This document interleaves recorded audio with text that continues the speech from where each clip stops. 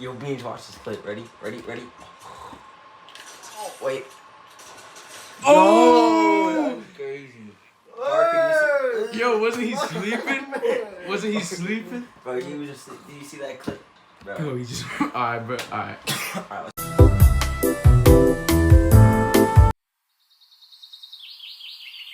Alright, Yo, Beans, wake up. Bro, where did Parker go? Was he already gone? Where is he? Bro, did he fall off the bed? He's not over here. Let's check downstairs. Yo, remember that No way. night when we go last night? But that was crazy. Bro, that's crazy. I can't believe we woke up Parker. I know. I clipped that kid, huh? I know.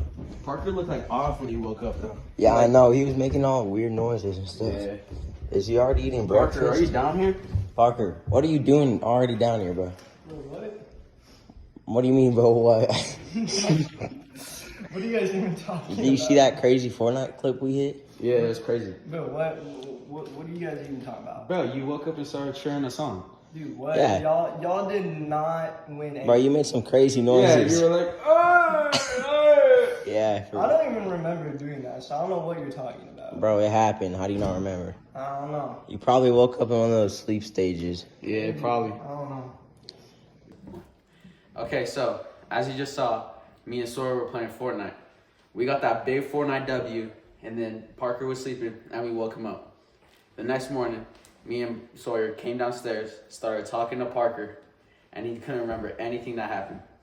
Based on this, why do you think this happened? Good morning. Our names are Brendan, Parker. And Sawyer. The reason that little clip was shown was to demonstrate an example of one of our subtopics, which also revolves around our main topic, being the effects of sleep. This speech will cover two subtopics, the first subtopic being the different sleeping stages, and the next one being the effects of using sleeping pills. So the first subtopic will explain the effects of waking up during different sleeping stages. And this will resolve the confusion regarding the beginning clip by asking a question about that clip, describing each sleeping stage, and listing the body and emotional effects of waking up while they're taking place. And then this subtopic will be concluded with an action instruction to demonstrate the validity of our explanations that we stated. Our next subtopic will describe the effects of sleeping pills. This description will be given by explaining why sleeping pills are used, what positive outcomes can come from sleeping pills, and what negative outcomes can come from sleeping pills. These two subtopics will provide an understanding of the science aspect of sleep itself, how sleeping is effective regarding when you wake up, and the effectiveness of sleeping pills. These accumulate to a full understanding of the different effects of sleep. So with the cornerstone understanding of the subtopics that we'll be discussing today, let's go back to the introduction clip. In the clip shown at the start, you may remember Parker not being able to recall anything that happened when he woke up before going back to sleep. Well, if you had to guess, why exactly do you think he was unable to remember? To fully answer this question, we'll review the 4 stages of sleep and the effects of waking up while they're occurring, as well as how long they last. Along the way, we'll identify which stage Parker had to be in while he was waking up and he couldn't remember anything the next morning. So the first stage is the M1 stage, as you can see here and here. And this stage is the starting stage of the sleep cycle when the person first falls asleep, and it usually lasts around 7 to 10 minutes. Actually, if I could, and you can see that short time span, 7 to 10 minutes, in these two pictures right here. It's much shorter than the other stages shown, and here it's also shorter than the other stages shown. And another thing to note, while all the other stages occur each cycle, this one only occurs at the very beginning. So once you get past this stage, there's no going back. And then this stage is when light sleep starts happening, meaning that the heart rate decreases to a stabilized rate, the breathing also decreases to a stabilized level, and then the body temperatures decrease as well. This stage is also when the brain produces theta brainwaves. Theta brainwaves are brainwaves that, out of the 5 categories of brainwaves, have the second highest amplitude or height of a wave, with the second lowest frequency or speed of the wave. In other words, the brain is starting to slow its pace. Their purpose is for processing information, then turning that information into memories. Someone can be awakened quite easily while in this stage. Although the brain is starting to slow down its electric waves, it's still somewhat aware of what's happening, and it's not fully slowed yet. So when a person is in this stage, they can be easily waken up by any outside stimuli. So next up would be the N2 stage. As you can see here, here's the N2 stage and the N2 stage. And these pictures show that this stage lasts a little bit longer time of around 20 to 25 minutes. And as you can see here, unlike the N1 stage and similar to the other two stages left, that this stage occurs every sleep cycle. And what you also may notice is every sleep cycle that goes through each stage, this N2 stage gets bigger and bigger and bigger.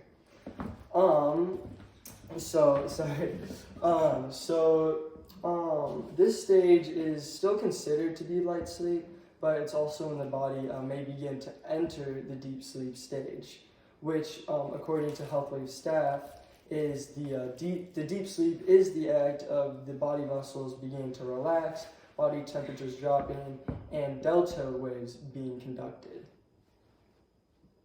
The delta brainwaves have the highest amplitude and lowest frequency out of all the 5 types. This means that these brainwaves are the slowest of all 5, so the brain is functioning slowly, hence most bodily aspects are dropping or stabilizing. It's not quite as easy to be woken up while going through this stage, because another aspect of this stage N2 is there are short spasms of high-speed brain waves, and although this is a way for the brain to gather and synthesize memories, this is known to be a way for preventing people to be woken up as easily by the outside environment. Okay, so now we're starting to approach the deep sleep stages, and this starts with the N3 stage. And as you can see, here it is in both pictures. And this stage lasts around 20 to 40 minutes, as you can see in here. Like I said, unlike the N1 stage, it occurs every cycle. But unlike the N2 stage, it gets shorter every time because of this stage increasing and this stage, but we'll get to this one later. And then, so the N3 stage has factors of breathing and muscle relaxation, fully regulating the blood pressure, and bodily functions taking place, bodily repairs taking place. This stage has a more prominent production of delta brainwaves, which gives it another name, the delta stage of sleep. It produces more delta waves so that the homeostatic physical features, including, as already mentioned, body temperature and heart rate, decrease to a normal rate. This allows the body to focus on internal repairs rather than fixing impacts from the outside. In this stage, you can't be woken up as easily because all your brain power has gone to slowing the activity. Since this slowness of the brainwaves caused little focus on external stimuli, the N3 stage is the hardest to be woken up from. And then this is also the stage where sleepwalking and sleep talking may occur. For some, body movements can happen in the N3 stage. And this also means that if you wake up for a little bit and do or say something, you may not remember it because your brain's slow delta brainwaves, because of your slow delta brainwaves. And the slow pace of the brain also creates a potential feeling of instability or disorientation and confusion. Because of these sudden movements being possible, this would have to be the stage of sleep that Parker was going through when he woke up in the introductory clip. For he wasn't able to remember what he said or did when he woke up, then went back to sleep. The final and deepest sleep stage is the REM stage, also known as the rapid eye movement stage. According to Aaron Suning, this stage is where your eyes make movements all the way around, but you don't get any visuals back to your brain. And the REM stage is also where your dreams happen. So if you ever have any great dreams, don't forget to thank this stage. And as you can see in these two pictures, this stage does usually last about 10 to 60 minutes. So you can see the color-coded with dark blue. And as I mentioned earlier, like the N2 stage, this stage, the length of this stage increases with every cycle that occurs, and then once again the N3 stage decreases every cycle. To prove the effects we explain actually occur, we'd like for you to track how much you sleep you get tonight and how you feel when waking up tomorrow morning. You could use this to determine how you might have been affected from waking up during a certain stage of sleep. For example, if you wake up and a parent or guardian mentions you doing something that you don't remember, chances are you woke up during the N3 sleep stage.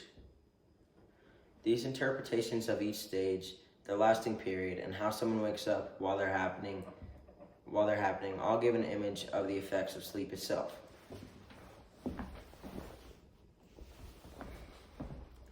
Now it's time to cover the other aspects of sleep effectiveness, the effects of sleeping strategies, but more specifically, the effects of using sleeping pills. The effects we'll cover will revolve around impacting one's bodily functions. In general, sleeping pills can have good effects in some scenarios, but they can also have a lot of negative effects in other situations. We'll now cover these positive and negative effects, as well as how sleeping pills work against and with the human body. So, a sleeping pill's main helpful function is to slow your body after consumption, similar to how the N3 stage functions, with it slowing down certain body functions so it can focus on sleeping. And the sleeping pill does this by releasing chemicals that raise the gamma neurotoxins, slowing certain body functions down to have the body focus on shutting down and repairing itself, which makes it easier to fall asleep. Again, similar to N3 stage. And it's worth noting that the GABA chemical is basically something that makes it so cells are unable to receive information, which is how it slows down and just about stops certain body functions. This may sound like a harmless way to assist in falling asleep. However, using these can also have effects that negatively impact your bodily functions. For instance, For instance, according to Dr. Lulu Guo, a leading harmful effect of sleeping pills is that it causes a lack of focus the next day, much similar to how alcohol works, when you can be hungover and not be able to be as focused the next day, which will happen if you constantly take sleeping pills. This is just one of the bad aspects of sleeping pills. There's a lot of effects, and another effect of taking sleeping pills is difficulty with movement. Because GABA neurotoxin levels have been raised in your body when you take a sleeping pill, this means that all of your functions can be slowed down, and this even includes your movement. okay, so now we have gone over the negative impacts that sleeping pills can have on a person's physical functions. Now we're going to visually demonstrate how the GABA acid that sleeping pills release halter not just appropriate operations like breathing rates, but other functions mentioned like movement and focus. So, as you can see here, what we have is a fidget spinner and a fidget spinner stopper. And what this represents is different bodily functions, including movement and focus. And this right here, like I said, is the fidget spinner stopper. And what this represents is the GABA chemicals that are released by the sleeping pills. So, as you can see, when I spin this, it is spinning and it's functioning just how, like, when someone's awake, their bodily functions are working normally and everything's going great. But when you take a sleeping pill, unlike just letting yourself fall asleep and letting it spin out, what the sleeping pill does is that it just stops all the bodily functions. Well, it slows down and just about stops all of them.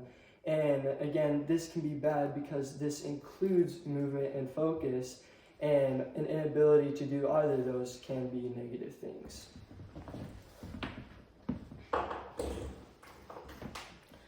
This information all provides as a list of how the consumption of sleeping pills leads to positive outcomes and negative outcomes, as well as potentially ways that it can make your body unable to move and focus. This information list, along with the physical demonstrations, gives a perspective on the effects of sleeping pills. To begin wrapping up our speech today, there were different aspects of the effects of sleep that were given in the form of two explanatory topics. The first subtopic that we talked about described the effects of waking up during a certain stage of sleep. These descriptions specifically stated each stage of sleep in order, what they did to your body, and also how the brainwaves were emitted. It also explained the effects of waking up while they took place, like Parker did in the first clip.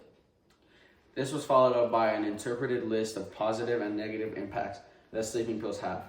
This list was provided alongside a demonstration, and both show how sleeping pills can impact a person's operation of their body. In full conclusion, the explanation of what happened in the body while we were asleep, the description of the effects of waking up during each sleep stage, and the explanation of effects using sleeping pills all build up to a clear understanding of how sleep works and what it does to your body. So now that you have a clear understanding of all these scientific aspects of sleep, will you be more attentive to how much you sleep? Thank you. Thank you.